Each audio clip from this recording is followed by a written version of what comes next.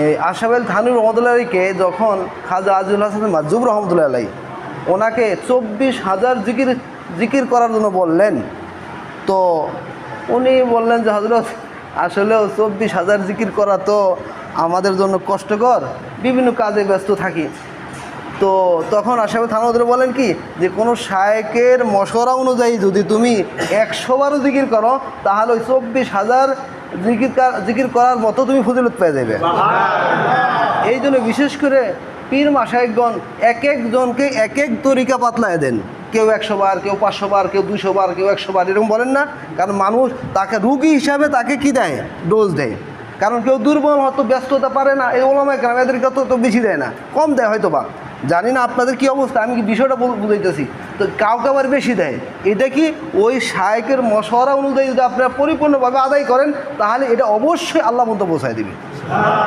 কারণ আল্লাহ পাক এইটাই চান, তুমি আমাকে চিনো, আমার কাছে আসো, কোনো আমার আউলিয়া কেরামের মাধ্যমে আসো। যখন তুমি আউলিয়া কেরামের মাধ্যমে আসবা তখন তুমি পরিপূর্ণ আমার আশেক প্রেমিক হতে পারবা। আর যদি তুমি কোনো আউলিয়া কেরামের ছাড়া যদি আসো, হয় তাহাজ্জুদ পড়ো, ইশরাক পড়ো, জিকির করো, কোরআন শরীফ পড়ো, সব কিছু ওয়াজ নসিহত ঠিকই করো, কিন্তু হঠাৎ করে অ্যাক্সিডেন্ট হয়ে যেতে পারে। কারণ তোমার সামনে কি নাই, আউলিয়া কেরামদের রাহবার নাই। কথা বুঝতে পারলাম? ঠিক অনুরূপভাবে আমাদের হাজী আব্দুল্লাহ হাজী মুক্তি রহমতুল্লাহের কাছে যখন এই রশিদ আহমদ গাঙ্গুহি রহমতুল্লাহ আলাইহি বায়াত হইলেন, প্রথম বায়াত হতে চাচ্ছিলেন না, তো হযরত কাসেম নানুতুর রহমতুল্লাহ আলাইহি উনি হঠাৎ করে বললেন যে হযরত হাজী সাহেবকে বললেন, হযরত আমাদের এই মৌলানা রশিদ আহমদ সাহেব উনি আপনার কাছে বায়াত হবে। তো হাজী সাহেব রহমতুল্লাহ বায়াত করে নিয়েছেন।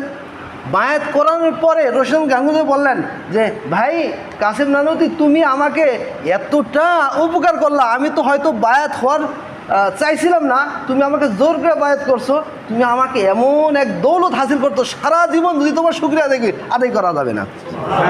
এই জন্য কোনো কামেল, কোনো আল্লাহওয়ালার সাথে যদি সম্পর্ক হয়, আগের আপনার জিন্দিগি আর পরের জিন্দিগি আকাশ আর জমিন ব্যবধান হবে। এই জন্য এক বুজুর্গ বলেন, এক জামানা সাহাবতে বাউলিয়া বেতেরা সদ সালা তো হাতে বেরিয়া। কিছু সময় যদি কোনো আউলিয়া কেরামদের কাছে থাকা যায়, 100 বছর নফল আবাদত করার সাথেও, রিয়া মুক্ত আবাদত করার সাথেও বেশি সব, কম বড় কথা না। এই জন্য কোনো কামেল, কোনো আল্লাহওয়ালার সাথে সম্পর্ক যদি গভীর হয়, তাহলে দেখেন রশিদ আহমদ গাঙ্গুহি রহমতুল্লাহ আলাইহি হাজী সাহেব রহমতুল্লাহর কাছে সম্পর্ক হওয়ার পরে উনি নিজের রিপোর্ট পেশ করছেন, হযরত আপনার দোয়ার বরকতে আলহামদুলিল্লাহ আমার শরীয়ত তবিয়ত বন গিয়া, শরীয়ত যেটা চায় আমিও সেটা চাই, এবং আমাকে কেউ বকা দেখ আর আমাকে কেউ প্রশংসা করুক, আমার কোনো কিছু আসে যায় না।